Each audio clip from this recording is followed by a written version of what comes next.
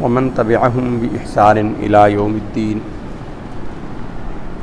أما بعد فقد قال الله سبحانه وتعالى في القرآن المجيد والفرقان الحميد: أعوذ بالله من الشيطان الرجيم بسم الله الرحمن الرحيم. ويسألونك عن المحيض قل هو أذى فاعتزلوا النساء في المحيض ولا تقربوهن حتى يطهرن فإذا تطهرن فأتوهن من حيث أمركم الله إن الله يحب التوابين ويحب المتطهرين. نساؤكم حرث لكم فأتوا حرثكم أنّا شئتم وقدموا لأنفسكم واتقوا الله واعلموا أنكم ملاقوه وبشر المؤمنين.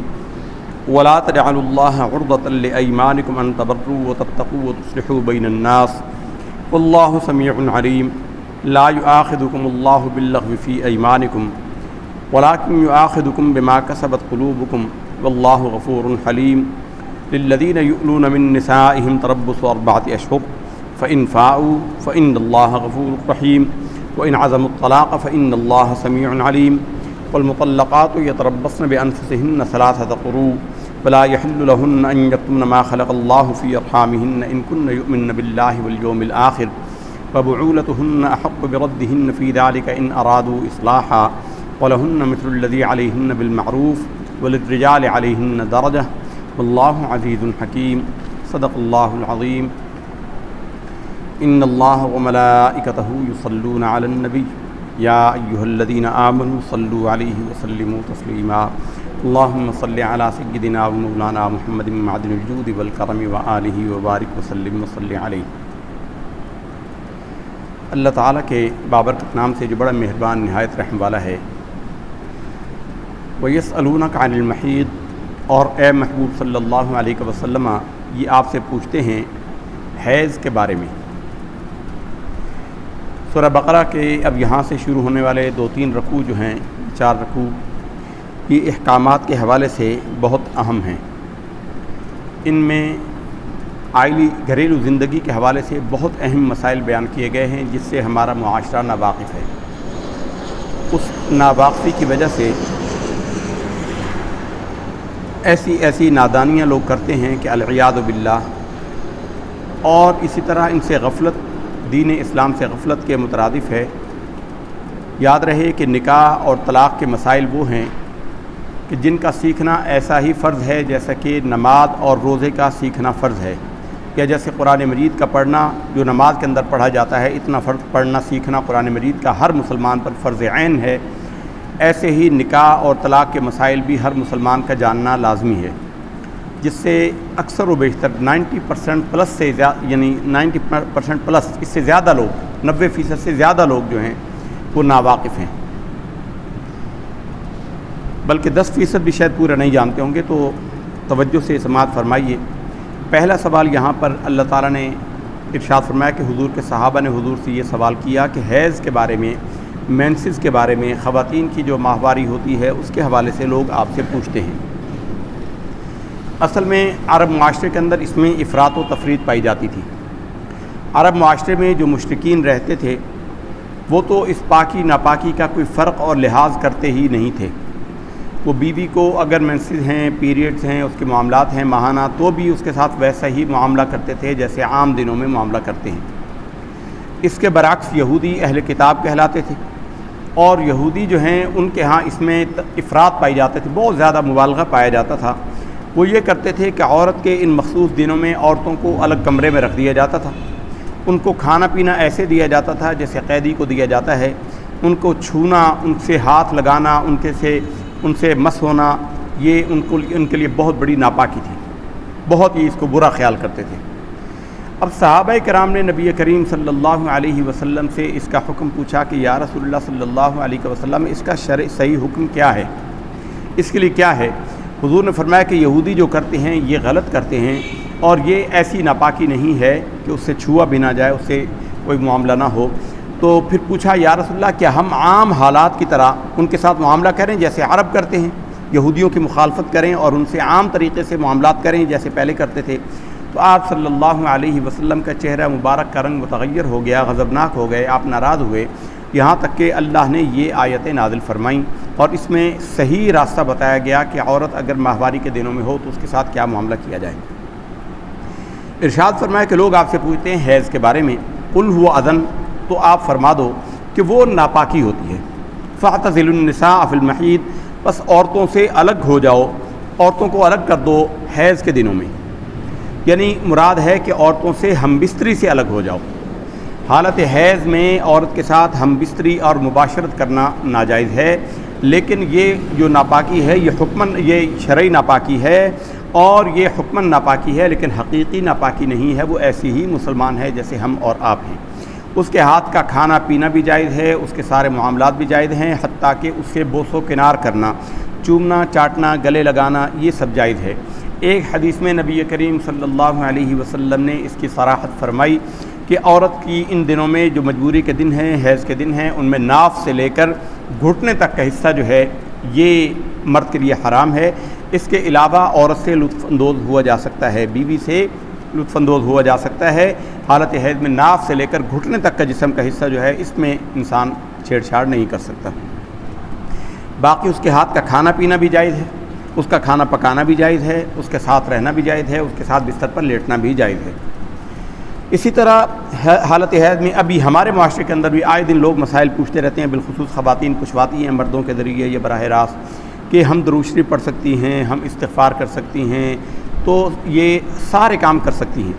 عورتیں قرآن مجید کو چھو نہیں سکتی اور قرآن مجید کو قرآن مجید کی نیت سے پڑھ نہیں سکتی، یعنی سورہ فاتحہ اللہ تعالیٰ کی تعریف کی نیت سے پڑھ سکتی ہیں، دم کرنے کی نیت سے سورہ فاتحہ بھی پڑھ سکتی ہیں، بسم اللہ شریف اللہ کی تعریف کی نیت سے پڑھ سکتی ہیں، بیمار کو دم کرنے کی نیت سے پڑھ سکتی ہیں، آیت الکرسی، سورہ فلق، سورہ ناس، یہ دم ہے، ہمارے ہاں سوروردی دم کہلاتا ہے، یہ دم بھی کر سکتی ہیں۔ ربنا آتنا فی الدنیا حسنۃ وفی الآخرۃ حسنہ، یہ دعا بطور دعا کے پڑھ سکتی ہیں، درود شریف مطلقاً پڑھ سکتی ہیں، کلمہ طیبہ، کلمہ توحید، کلمہ تمجید، یہ ساری چیزیں پڑھ سکتی ہیں۔ عورتوں کو ناپاکی میں ان چیزوں سے کوئی ممانعت نہیں ہے۔ البتہ وہ خواتین جو قرآن مجید پڑھاتی ہوں یا پڑھتی ہوں، جب ان کے مجبوری کے دن ہوں قرآن سیکھنے اور سکھانے کے، اس میں وہ قرآن مجید کو چھوئیں تو نہیں، کوئی دور کی پینسل لے کر یا قلم لے کر اشارے سے کر سکتی ہیں اور اس کو توڑ توڑ کر پڑھ سکتی ہیں، یعنی پڑھ بھی سکتی ہیں، پڑھا بھی سکتی ہیں۔ جیسے اب یہی جملہ ہے وَيَسْأَلُونَكَ عَنِ الْمَحِيضِ، اس طرح توڑ توڑ کر پڑھ بھی سکتی ہیں، پڑھا بھی سکتی ہیں، یعنی جو عورتیں بچیاں قرآن پڑھتی اور پڑھاتی ہیں، استانیہ ہوتی ہیں یا ان کی شاگردیں ہوتی ہیں، وہ قرآن مجید کے حروف کو چھو تو نہیں سکتی، لیکن توڑ توڑ کر پڑھ سکتی ہیں، توڑ توڑ کر پڑھ سکتی ہیں۔ ارشاد فرمایا کہ یہ ناپاکی ہے، ان دنوں میں عورتوں کو الگ کر دو، وَلَا تَقْرَبُوهُنَّ حَتَّى يَطْهُرْنَ، اور ان سے مقاربت نہ کرو، یعنی ان سے ہم بستری نہ کرو جب تک کہ وہ پاک نہ ہو جائیں۔ فَإِذَا تَطَهَّرْنَ، پھر جب وہ پاک ہو جائیں، فَأْتُوا مِنْ حَيْثُ أَمَرَكُمُ اللَّهُ، تو ان کے پاس آؤ جیسا کہ تمہیں اللہ نے حکم دیا ہے۔ إِنَّ اللَّهَ يُحِبُّ التَّوَّابِينَ وَيُحِبُّ الْمُتَطَهِّرِينَ، بے شک اللہ تعالیٰ توبہ کا قبول کرنے والا بہت زیادہ اور بہت زیادہ پاکی کو پسند کرنے والا ہے، بہت زیادہ توبہ کرنے والے لوگوں کو اور بہت زیادہ پاکیزگی اختیار کرنے والوں کو پسند کرتا ہے۔ یعنی عورت کی ناپاکی کی حقیقت بس اتنی ہی ہے۔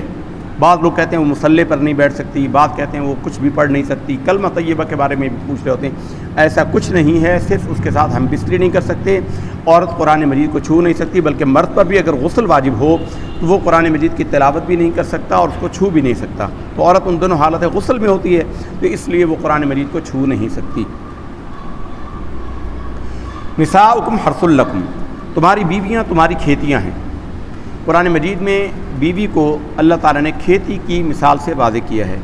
کھیتی کا مطلب یہ ہوتا ہے، اس کا صحیح مفہوم تو کسان ہی بہتر سمجھتے ہیں، جنہوں نے کبھی کھیتی باڑی کی ہے اس کی اہمیت کو سمجھتے ہوں۔ کسان کبھی بھی کھیتی باڑی میں اپنی فصل کے اندر تفریح کے غرض سے نہیں جاتا، اس کا مقصود ہوتا ہے کہ کھیتی باڑی کی حفاظت کرے یا اس میں ہل چلائے تو بیج بوئے اور اس میں فصل پیدا کرے، اور جب فصل پکنے والی ہو یا فصل تیار ہو رہی ہو تو اس کی نگرانی کرے، اس کو ضروری پانی دے، اس کا سارا خیال کرے۔ اللہ نے بیوی کے مقدس رشتے کو کھیتی سے تشبیہ دی ہے کہ تم صرف عیش کرنے کے لیے نہ ہو، وہ ایک اضافی چیز ہے جو تمہیں لذت حاصل ہوتی ہے، مقصود تمہیں اس سے اولاد حاصل کرنا ہونا چاہیے۔ نساؤکم حرث لکم فأتوا حرثکم، تم اپنی کھیتیوں میں آؤ، وقدموا لانفسکم، اور آگے سے تم اپنی جانوں کو پیش کرو۔ یعنی بیوی کے ساتھ مباشرت کرتے ہوئے اس کے پیشاب کی جگہ، چھوٹے پیشاب کی جگہ ہی استعمال کی جا سکتی ہے۔ بیوی کے ساتھ بہت سارے لوگ جو ہیں وہ دبر سے یعنی پخانے کے حصے سے ہم بستری کرتے ہیں، یہ حرام ہے اور اس پر اللہ نے اور اللہ کے رسول نے لعنت کی ہے۔ اور یہاں پہ جو کہا گیا واتقوا اللہ واعلموا انکم ملاقوہ، اور ڈرو اللہ سے، جان لو کہ تمہیں اس سے ملاقات کرنی ہے۔ مقدموا لانفسکم کا مطلب یہ ہوا، اصل میں یہ بتانے کا مقصود یہ تھا، یہودی یہ کہتے تھے کہ عورت کو اگر الٹا لٹا کر اس کے ساتھ ہم بستری کی جائے، اگرچہ پیشاب ہی کے حصے میں کی جائے، اس سے اولاد بھینگی پیدا ہوتی ہے، اولاد کے اندر عیب پیدا ہوتا ہے۔ اللہ تعالیٰ نے فرمایا کہ ایسا نہیں ہے، جیسا چاہو تم، جس آسن سے چاہو بیوی کے ساتھ تم ہم بستری کر سکتے ہو، لیکن کرنی آپ نے وہی ہے جو اللہ نے فطرت کا طریقہ وضع کیا ہے۔ یہ عمل قوم لوط یعنی دبر سے پخانے کے راستے سے ہم بستری کرنا اتنا مکروہ اور ناپسندیدہ ہے، اس کی سخت ترین تعزیر اسلام نے حکم دیا کہ سخت ترین تعزیر دی جائے، اس کی سخت ترین تعزیر، بیوی کے ساتھ بھی عمل جائز نہیں ہے یعنی۔ اور فرمایا کہ تم چاہے جس طرح مرضی کرو ایک ہی جگہ سے جو اللہ نے مقرر کیا۔ فرمایا کہ یہ ایسی فطرت ہے کہ جانور بھی اس کے خلاف نہیں کرتے، آپ نے کبھی کسی جانور کو اپنی مادہ کے ساتھ جفتی کرتے ہوئے غیر فطری راستے کا انتخاب کرتے ہوئے نہیں دیکھا ہوگا۔ تو یہ اللہ تعالیٰ نے فرمایا کہ وقدموا لانفسکم، آگے سے تم ان کے ساتھ آؤ۔ ولا تجعلوا اللہ عرضۃ لایمانکم ان تبروا وتتقوا وتصلحوا بین الناس، اللہ کی قسموں کو آڑ نہ بناؤ کہ تم کبھی نیکی نہیں کرو گے اور تم تقوی اختیار نہیں کرو گے اور لوگوں کے درمیان صلح نہیں کرو گے۔ واللہ سمیع علیم، اور اللہ تعالیٰ سننے اور جاننے والا ہے۔ یہ ایسا ہوتا ہے کہ بسا اوقات دو افراد میں لڑائی ہو گئی، کوئی بندہ چھڑانے کے لیے گیا، چھڑانے والے کو دو چار مکے پڑ جاتے ہیں، یہ مشہور بات ہے کہ لڑائی کو چھڑانے والے کو بھی کچھ نہ کچھ پڑ جاتی ہے، اور کچھ بھی نہ ہو تو جس کے حق میں وہ حمایت میں بولتا ہو لوگ اس کو برا بھلا، مخالف فریق اس کو برا بھی کہتا ہے۔ اس پر بہت سارے لوگ یہ کہہ بیٹھتے ہیں کہ اللہ کی قسم آئندہ میں کبھی ان معاملے میں نہیں آؤں گا، اس طرح کے معاملات میں نہیں پڑوں گا۔ اسی طرح اور کسی کے ساتھ بھلا سلوک کیا، مسلمان نے کسی انسان کے ساتھ بھلا سلوک کیا، بدلے میں اس نے برائی کر دی، بدلے میں برائی، ویسے ہوتا یہی ہے، یہ دنیا کا قاعدہ ہے کہ جو کسی پر بھلائی کرتا ہے اس کو بدلے میں برائی ہی ملتی ہے۔ مولا علی شیر خدا رضی اللہ تعالی عنہ نے فرمایا ہے اتق الشر من احسنت علیہ، اس شخص کے شر سے ڈر جس پر تو نے احسان کیا ہو۔ یہ دنیا میں عام طور پر دیکھا یہی گیا ہے، عربی میں ہی کہا جاتا ہے، غالباً امام شافعی کا یہ شعر ہے، فرماتے ہیں کہ اذا انت احسنت الکریم ملکتہ وان انت احسنت اللئیم تمردا، کہ اگر تو کسی خاندانی انسان پر، اچھے اور شریف آدمی پر احسان کرے، وہ تو ساری زندگی کے لیے تیرا بے دام غلام بن جائے گا، لیکن اگر تو کسی بدفطرت پر، کسی کمینے پر احسان کرے، وہ تیرا جانی دشمن بن جائے گا، اس کے دل میں تیرے لیے حسد کی آگ بھڑک اٹھے گی۔ وہ میاں محمد بخش رحمۃ اللہ تعالیٰ علیہ سیف الملوک والے، کھڑی شریف والے، وہ فرماتے ہیں اصلا نال جے نیکی کریے نسلاں تائی نہیں بھول دے، اصلا نال جے نیکی کریے نسلاں تائی نہیں بھول دے، بے اصلاں نال بد اصل بھی ہے، بے اصل بھی ہے، بد اصلاں نال نیکی کریے پٹھیاں چالاں چل دے، یہ دنیا کا قاعدہ ہے۔ تو جب ایسا انسان کے ساتھ ہوتا ہے، اچھائی کرنے والے کے ساتھ، تو بسا اوقات وہ اتنا ڈسہارٹ ہوتا ہے، اتنا دل برداشتہ ہوتا ہے، وہ کہتا ہے میں نے آئندہ کسی کے ساتھ بھلا سلوک کرنا ہی نہیں، اللہ کی قسم کھا لیتے ہیں۔ تو فرمایا کہ تم اپنی اللہ تعالیٰ کی قسموں کو آڑ نہ بناؤ کہ تم لوگوں کے درمیان اصلاح نہیں کرو گے، لوگوں کے درمیان بھلائی نہیں کرو گے، کوئی نیکی کا کام نہیں کرو گے، اللہ کی قسموں کو آڑ نہ بناؤ۔ اس میں حکم یہ ہے کہ اگر کسی نے کسی اچھے کام کے نہ کرنے کی قسم کھا لی ہو تو قسم کا کفارہ دے اور قسم توڑ دے، قسم لازمی توڑے، یہ قسم توڑنا واجب ہے، یعنی کسی جائز کام کے، یعنی اچھے کام کے نہ کرنے کی، مثلا کوئی کہا کہ میں اللہ کی قسم مسجد میں نہیں جاؤں گا، اب یہ قسم اس کو توڑنا لازم ہے، اور قسم کے توڑنے پر اسے کفارہ دینا ہوگا، جس کی وضاحت آگے ہے۔ ارشاد فرمایا لا یؤاخذکم اللہ باللغو فی ایمانکم، اللہ تمہاری پکڑ نہیں کرے گا اس پر جو تم نے لغو قسمیں کھائیں۔ بہت سارے لوگوں کو عادت ہوتی ہے کہ بات بات پر قسمیں کھاتے ہیں، اللہ کی قسم ایسا نہیں ہے، اللہ کی قسم ایسا نہیں ہے، اللہ کی، حالانکہ وہ عادتاً کھاتے ہیں، اس کی ضرورت نہیں ہوتی، حاجت نہیں ہوتی، لیکن وہ عادتاً قسمیں کھاتے ہیں۔ تو اللہ فرماتا ہے کہ ایسی قسموں کو اللہ تعالیٰ معاف فرما دے گا۔ وَلَٰكِن يُؤَاخِذُكُم بِمَا كَسَبَتْ قُلُوبُكُم، لیکن تمہاری ان قسموں پر تمہارا مواخذہ کرے گا، گرفت کرے گا جو تم نے اپنے دل کے ارادے سے تم نے اس کو کیا۔ شرعی اعتبار سے قسم کی 3 قسمیں ہیں، شرعی اعتبار سے ایک تو یمین لغو، قسم لغو، جو ماضی کی کسی بات پر عادتاً انسان قسم کھاتا ہے، یہ قسم لغو ہوتی ہے، سچی ہو یا جھوٹی ہو، سچی ہو یا جھوٹی ہو، جو قسم انسان کھاتا ہو اس کے لیے اللہ تعالیٰ نے معافی کا اعلان کر دیا. جو عادتاً ایسا کرتا ہے، اگرچہ یہ مکروہ ہے، ناپسندیدہ ہے، لیکن اللہ تعالیٰ نے فرمایا کہ اس پر میں تمہیں کچھ کہوں گا نہیں، پکڑوں گا نہیں، تو معافی ہے اس میں. دوسری ہے یمین غموس. یمین غموس کا مطلب ہوتا ہے جھوٹی قسم. جھوٹی قسم کا مطلب یہ ہے کہ کسی شخص نے کسی واقعے کو دیکھا یا کسی کوئی واقعہ اس کے علم میں ہے، لیکن وہ جان بوجھ کر قسم کھا کر اس کے خلاف بات کرتا ہے. گواہی دینے کی بات آ جائے جو کوئی معاملہ آئے تو وہ جان بوجھ کر جھوٹی قسم کھا کر اس کے خلاف بات کرے. یہ کبیرہ گناہ ہے اور آخرت میں اس کی بڑی سزا ہے. دنیا میں اس کے لیے کوئی اللہ تعالیٰ نے جرمانہ نہیں رکھا، لیکن آخرت میں بڑی سخت اس کی سزا ہے اور یہ کبیرہ گناہ ہے. تیسری قسم ہوتی ہے یمین منعقدہ. وہ جو آئندہ جس معاملے نے انعقاد پذیر ہونا ہے، آئندہ کسی کام نے ہونا ہے، اس کے لیے بندہ قسم کھا لے. مثلا قسم کھا لے کہ وہ اپنی بیوی، کیونکہ اس کے بعد ایلا کا ذکر آ رہا ہے جو آگے آپ سماعت کریں گے. کوئی شخص اپنی بیوی کو کہہ دے کہ میں تیرے پاس اللہ کی قسم نہیں آؤں گا، یہ ایلا کہلاتا ہے.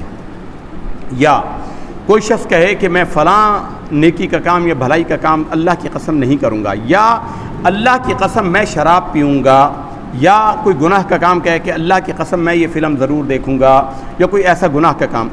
ایسی قسموں کا توڑنا لازم ہے. یہ قسم یمین منعقدہ ہے. اس کے لیے کفارہ ہے، یعنی اس کے لیے کفارہ ہے کہ 10 مسکینوں کو 2 وقت کا کھانا کھلایا جائے. ایسی قسم کا توڑنا لازم ہے.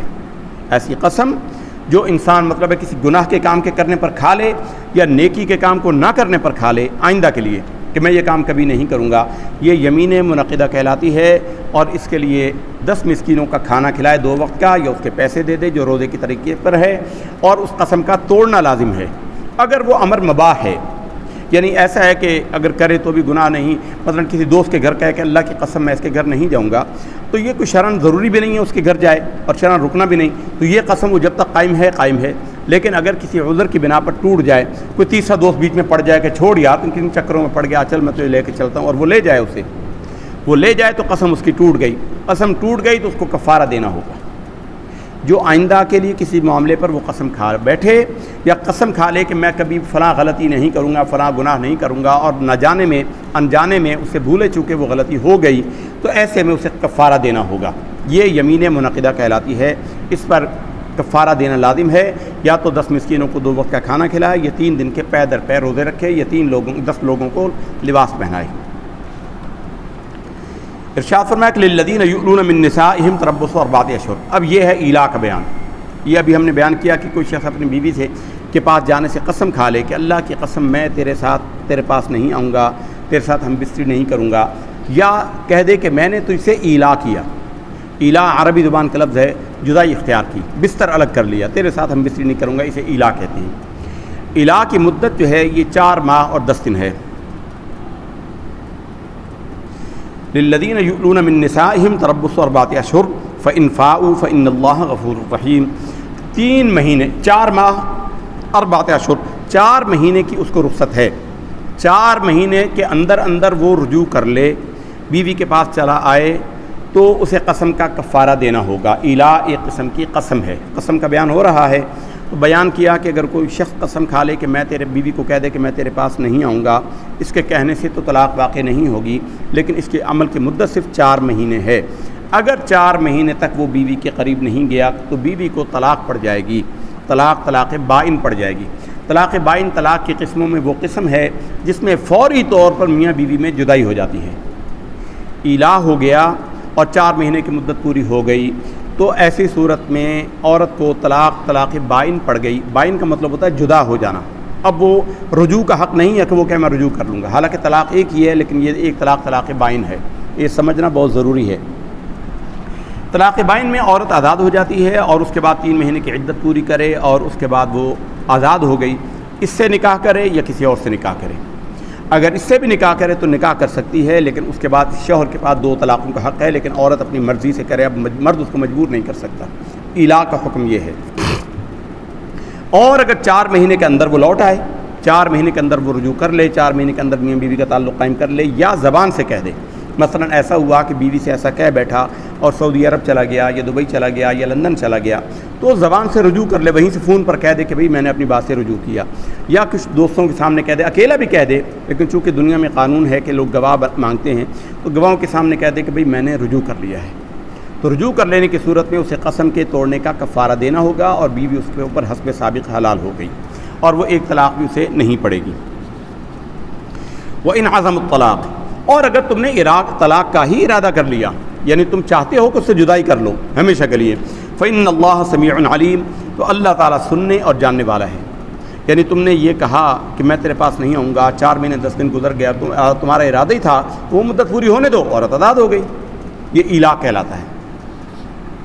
والمطلقات، اور مطلقات یعنی طلاق یافتہ عورتیں، یتربصن بانفسہن، اپنے نفسوں کو روک کر رکھیں، 3 قروء، 3 ماہواریاں، یعنی جس ایک ماہواری گزری اس کے بعد اس کو شوہر نے طلاق دے دی، اور اس کے بعد وہ پورا اس کا صفائی کا زمانہ گزر گیا، پھر ناپاکی کا زمانہ آیا، پھر اس کے بعد ناپاکی کا زمانہ آیا، پھر یعنی 3 ناپاکی کے زمانے اور پاکیزگی کے زمانے گزر گئے، اس کے بعد وہ عورت آزاد ہو گئی، یہ عدت کہلاتی ہے۔ تو اس کے لیے 3 قروء ہیں۔